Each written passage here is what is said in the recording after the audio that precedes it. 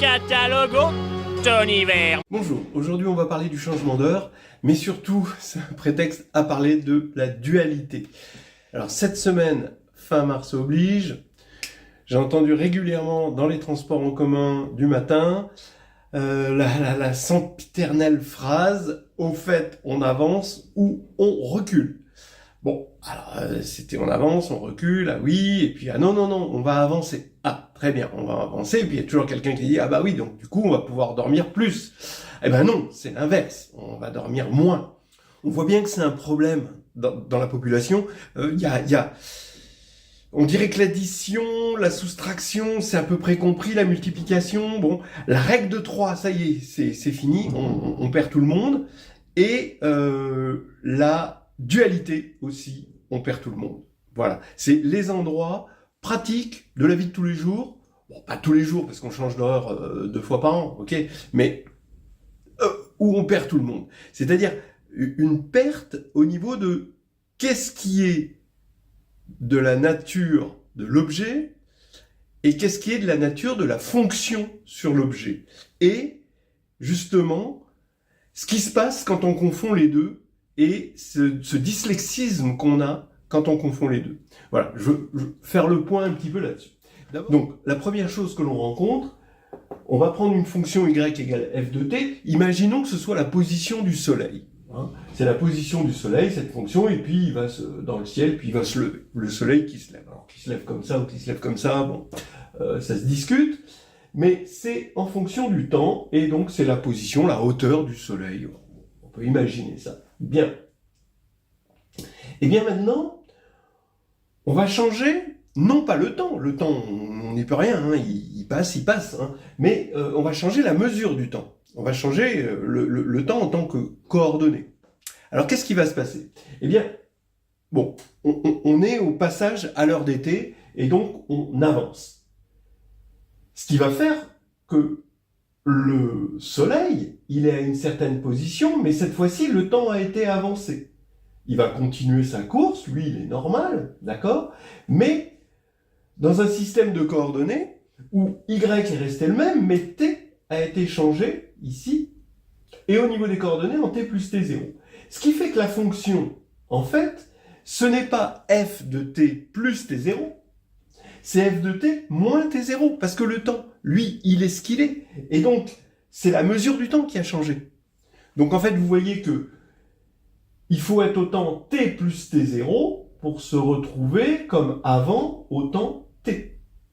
En fait, on le remarque dès le lycée, dès on passe de f de t à f de t moins t0, on s'attend à ce que la courbe recule sur l'axe des x, bon là c'est l'axe des t, okay. Parce qu'on a fait moins, bah non, elle avance. Voilà. Alors que, et ça, tout le monde l'a remarqué aussi, si on faisait y égale f de t plus y0, eh ben là on monterait de y0. Vous voyez? Bon. Alors, pourquoi est-ce que ici, quand y0 est là, bah, ça va dans le sens qu'on veut, c'est-à-dire si c'est un plus, bah, ça monte. Et pourquoi, quand c'est ici, eh bien ça va dans le sens inverse. C'est-à-dire qu'on met un moins, et pourtant, ça a avancé. Et si on avait mis un plus, ça aurait reculé. Bien. Alors là, c'est la dualité. En gros, est-ce qu'on avance ou est-ce qu'on recule? Bon, pour l'heure d'été, on va avancer l'heure. Pour l'heure d'hiver, on va la reculer. Ça, je ne sais pas comment l'expliquer. Si, il y a quand même une explication, mais il faut passer en mode en anglais. C'est-à-dire que, bon, pour les anglophones qui ont une langue absolument diaboliquement astucieuse, ont trouvé le truc spring forward, fall back. Donc, au printemps, ben, on avance et en automne, on recule. C'est magnifique.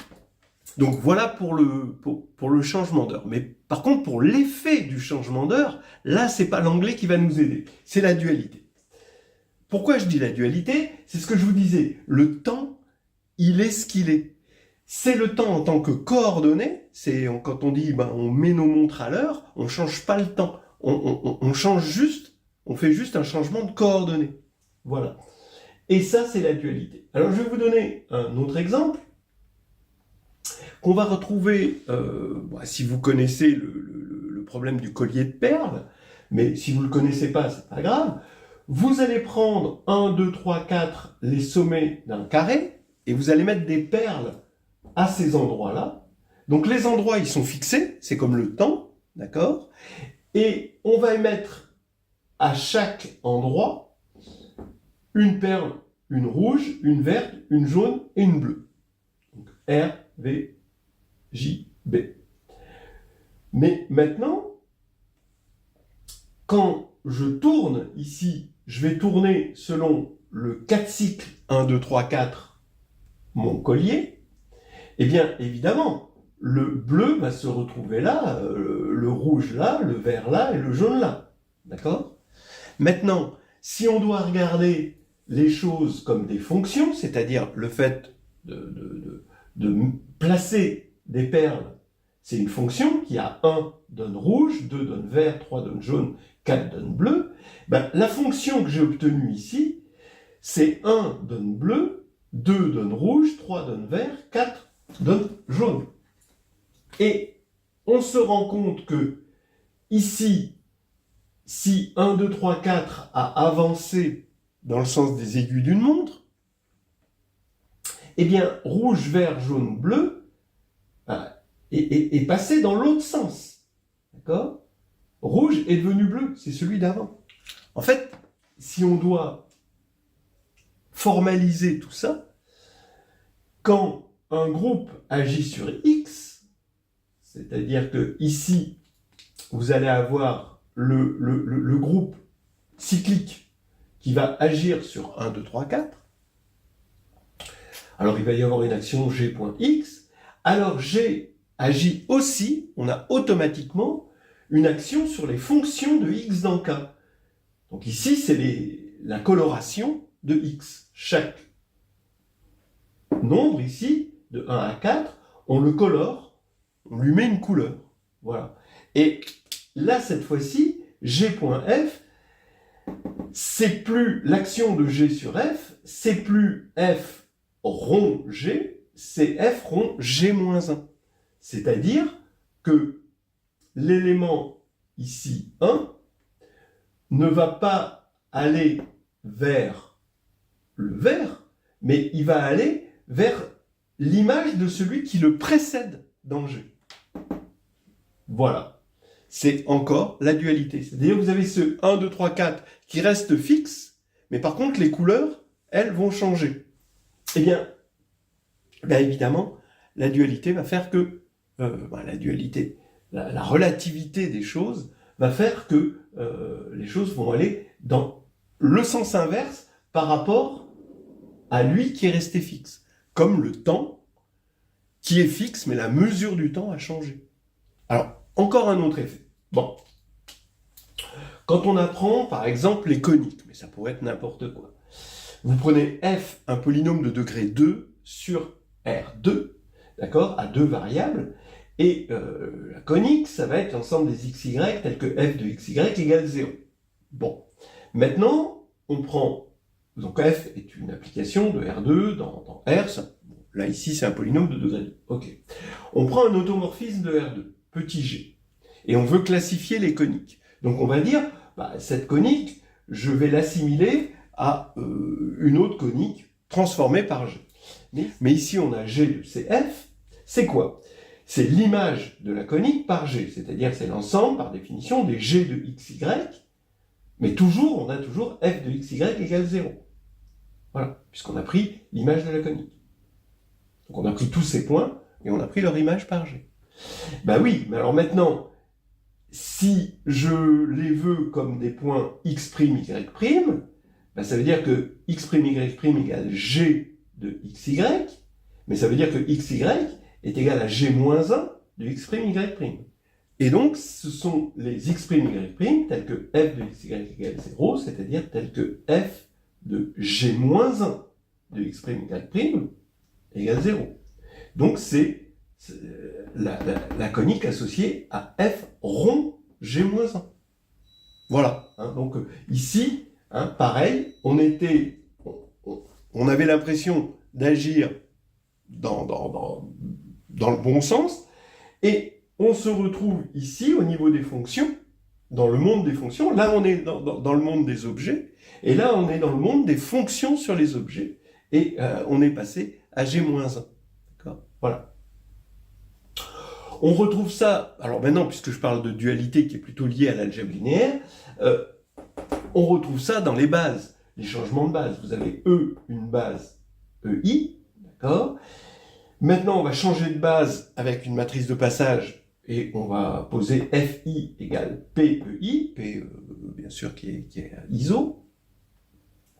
Eh bien, on va avoir que la matrice de X dans la base FI, alors c'est un contre-pied total quand on n'a pas l'habitude, la matrice d'un vecteur dans la base FI, c'est la transformée de la matrice du même vecteur dans la base EI, mais fois P-1 cette fois-ci. Pourquoi ? Parce que le vecteur, lui, il est resté le même, comme le soleil ici, qui est resté toujours le même, mais c'est la mesure du temps qui a changé, comme ici, les 1, 2, 3, 4, ils sont là, 1, 2, 3, 4, mais c'est les couleurs c'est les couleurs qui ont changé, mais on fixe ce 1, 2, 3, 4, alors pas tout à fait comme ici, parce qu'ici, on a vraiment changé l'objet, mais du coup, ça a correspondu à une fonction transformée. Et à chaque fois, on a cette marque de l'inverse, cette marque que quand on agit sur l'objet, on agit sur les fonctions, mais il faut tordre les choses. Alors, plus généralement, si x et y sont des espaces, pas forcément de dimension finie, on dit qu'on va essayer de créer entre x et y une paire duale. Alors, regardez ce que ça veut dire. Ça veut dire que je veux, sur x croix y, une forme bilinéaire B de x croix y, de l'espace x croix y dans K, donc c'est des K espaces vectoriels, hein, une forme bilinéaire qui soit non dégénérée. Voilà. Non dégénérée, ça veut dire que quand je vais prendre x donne B de x truc, petit x il est un grand X, et B de x truc, c'est une application qui va de y dans K, et qui est linéaire, parce que on a une forme bilinéaire ici. Donc, non dégénérée, ça veut dire que cette application qui va de x dans y étoile, elle est injective. Alors, non dégénérée à gauche, non dégénérée à droite, hein, on veut aussi que y s'injecte dans x dual, qui a y donne B de truc y. Voilà. Alors on dit qu'on a une paire duale forte si en plus c'est surjectif ici et ici. D'accord ? Sinon on dit qu'on a une paire duale faible. Alors en dimension infinie, on prend souvent ici pour y le dual topologique de x. On met une topologie sur l'espace x et on prend le dual topologique, c'est-à-dire les formes linéaires continues. Pareil, ce sont des coordonnées. On revient au problème de la coordonnée. Et maintenant, ce qui va m'intéresser dans cette histoire, toujours ce problème de contre-pied que vit l'humanité 2 fois par an, x s'injecte dans y étoile, mais dans y étoile, on passe de l'autre côté du miroir, c'est-à-dire que tout s'inverse. Vous voyez ? Tout ce qu'on a vu ici, ça s'inverse. Le G devient G-1, le P devient P-1, etc. Alors, vous regardez ce qu'on en fait, ça veut dire quoi ? Ça veut dire que si on a un morphisme, une application linéaire, hein, d'un espace x vers x', ce qui va s'inverser, c'est que vous voyez que à partir d'une application linéaire, d'une forme linéaire de x dans K, on n'obtient pas une forme linéaire en général de x' dans K. En revanche, de x' dans K, si j'ai phi, là je suis les flèches et j'ai une forme linéaire sur x. C'est-à-dire qu'à partir d'un morphisme de x dans x', j'ai maintenant un morphisme qu'on appelle communément U transposé de x' étoile, du dual de x' vers le dual de x. Et ce morphisme, c'est phi rond U. Alors vous allez me dire, ah bah oui, mais là, du coup, on n'a pas inversé. on avait G-1, bah oui, on peut pas inverser, parce que U, en général, n'est pas inversible. Donc si on veut en avoir le plus possible, bah, il faut pas l'inverser, hein, d'accord? Mais le problème qu'on a en ne l'ayant pas inversé, c'est que U rond V transposé, c'est pas U transposé rond V transposé, c'est V transposé rond U transposé. D'accord? En gros, on a ce qu'on appelle un foncteur contravariant. C'est-à-dire que la dualité, sur les morphismes, va nous inverser les choses. Regardez, en général, vous prenez n'importe quel espace F à la place de K, ici, eh bien, dès que vous avez un morphisme de X' dans F, eh bien, ça vous donne un morphisme naturel de X dans F. C'est-à-dire que U va impliquer un morphisme de homme de X'(F) vers homme de XF. Alors que U était plutôt de X dans X'. Vous voyez, il y a ce côté contravariant. Si on avait pris, alors j'appelle ce morphisme ici homme de UF, mais si j'avais pris homme de F, si j'étais parti ici de F, voilà, alors là, ça aurait été plus naturel. Dès que j'ai un morphisme de F vers X, j'ai un morphisme de F vers X'. Ça, c'est covariant. Ça va dans le bon sens, en quelque sorte. Mais c'est exactement, si vous voulez, comme ce qu'on a fait ici, c'est-à-dire si on fait notre changement sur l'ensemble de départ, alors il y a une transformation, un contre-pied en quelque sorte. On a l'impression de passer de l'autre côté d'un miroir, ici, le miroir de la dualité, mais quand on prend notre transformation sur l'espace d'arrivée, d'accord, ici, on transforme sur l'espace d'arrivée, alors là, tout se passe bien. Donc ici, on a du contravariant, ici, on a du covariant. Voilà. Juste, il faut savoir quel est l'objet qui nous intéresse et quelle est la fonction sur l'objet, qui est le bon objet et qui est juste la coordonnée sur l'objet, quelque chose de plus relatif. Voilà, on va continuer. Là maintenant, juste très rapidement, je vais parler des avantages de cette dualité. À force d'en parler sur cette chaîne, j'ai l'impression d'être un influenceur dualité. Vous allez voir ça, c'est des choses magnifiques, parce que à quoi ça nous sert d'aller de l'autre côté du miroir ? Est-ce que les choses sont plus belles ? Est-ce que l'herbe est plus verte ailleurs, quoi ? Eh bien, parfois oui. Alors, regardons déjà, quand on a un sous-espace F d'un espace E, on a forcément une injection, qui est une application linéaire de F dans E, et c'est juste l'injection naturelle, qui a X donne X, le même X, mais dans E. Eh bien, déjà, là, vous voyez que c'est quand même assez incroyable que cette injection nous donne quelque chose de pas tout à fait trivial, c'est la restriction ici.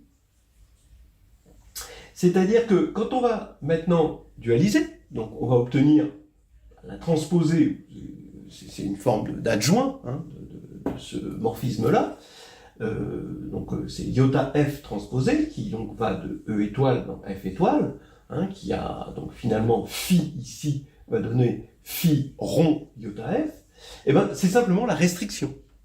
Donc déjà c'est intéressant. Et cette restriction, ben, il se trouve que, par le théorème de la base incomplète, c'est surjectif. Donc ça va être surjectif. Voilà. Et ça nous donne des choses sur la dimension de l'orthogonale. Bon, voilà déjà une première chose. Là maintenant, un des bienfaits clairs de la dualité, c'est dans le théorème de structure, ou après on peut le voir aussi dans le théorème de décomposition de Frobenius. Le théorème de structure des groupes abéliens finis se fait par récurrence, c'est-à-dire que on va ici, on prend un groupe G qui est abélien fini, et on va trouver un sous-groupe ici, et en fait on voudrait avoir un supplémentaire en quelque sorte, si c'est possible, de la même manière qu'ici on a besoin d'un supplémentaire, mais U stable, et c'est pas évident. Ici, on a besoin d'un supplémentaire de H dans G. Et ce supplémentaire, on va l'obtenir comme noyau d'un certain morphisme. Ce morphisme, il est construit d'une certaine manière. On part d'un caractère ici qui va de H dans C étoile, et en fait, on le relève. Alors, vous allez me dire, tiens, c'est bizarre. On disait tout à l'heure que quand on a H qui s'injecte dans G, ben, on a plutôt un morphisme qui va aller des morphismes d'ici vers les morphismes ici, et non pas l'inverse. Donc le relèvement, le théorème de relèvement des caractères n'est pas gagné. En fait, qu'est-ce qu'il veut dire? Il veut dire que quand on va de homme de G dans C étoile, on sait qu'on obtient un morphisme homme de H dans C étoile, effectivement. H s'injecte dans G. Ce qu'on a vu, c'est que de l'autre côté de la dualité, on va avoir quelque chose de là vers là. Mais ce qu'on voudrait, c'est qu'il soit surjectif. Cette surjection, pourquoi elle est vraie? Et pourquoi on est allé chercher dans le dual, c'est-à-dire on est passé de l'autre côté du miroir pour aller chercher quelque chose de surjectif? Eh bien, c'est parce que les groupes finis abéliens, comme on a des groupes finis abéliens, bon, bah, ici, c'est plus que C étoile, en fait, par Lagrange, ici, un caractère, un morphisme va nous envoyer vers des racines énièmes de l'unité. Donc, en fait, des racines énièmes de l'unité, ça se dit Q sur Z. D'accord? C'est-à-dire que Q, c'est la notation additive des racines énièmes de l'unité. Hein. Q, c'est un élément de la forme P sur Q, et quand on va le multiplier par Q, bah, ça va donner 0, puisque ça va donner P, ça va donner un élément de Z, et donc ça va être nul. Donc en version multiplicative, c'est exactement les racines énièmes de l'unité. Et il se trouve qu'on a un théorème qui nous dit que Q sur Z est un Z module injectif. Bon, après, tout ça c'est pour vous dire que on n'aurait pas pu avoir ça dans l'ensemble de départ. Il a fallu dualiser pour obtenir des choses injectives là, ici. On ne serait pas tombé sur le dual d'un injectif qui serait un projectif ou quelque chose comme ça. On ne peut pas renverser les flèches comme ça dans ce monde-là. Voilà. Et voilà pourquoi le théorème de structure et, pareil, le théorème de décomposition de Frobenius, c'est pareil, a besoin de ce passage au-delà du miroir. Là, c'est intéressant. Là où c'est encore plus spectaculaire, c'est dans la théorie des représentations, je terminerai là-dessus. Une représentation, ça veut dire qu'on a une action linéaire sur un espace. D'accord? G agit sur V, mais V c'est un espace vectoriel, et on demande à l'action d'être compatible avec les opérations sur l'espace. Bon. Ok? Donc G agit linéairement, et H est un sous-groupe. Donc forcément, bah, H, il agit linéairement sur V. Donc, quand on a V, ce qu'on appelle un G-module, ici, voilà, bah, on peut regarder sa restriction, donc on n'a rien changé finalement. On regarde sa restriction à H. C'est-à-dire qu'on voit toujours V, c'est toujours le même V, mais comme H module cette fois-ci. Bon, on n'a rien fait. Et il se trouve que du coup, on a trouvé ce qu'on appelle un foncteur entre la catégorie des G modules et des H modules, et là, on va prendre l'adjoint de ce foncteur.